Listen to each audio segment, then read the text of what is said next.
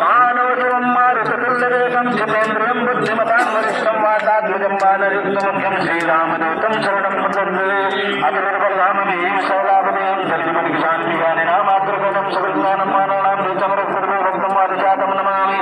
త్వమేవ మాతా చ పితా త్వమేవ త్వమేవ బంధుశ్చ సఖా త్వమేవ త్వమేవ విద్యాద్రవిణం త్వమేవ త్వమేవ సర్వం మమ దేవ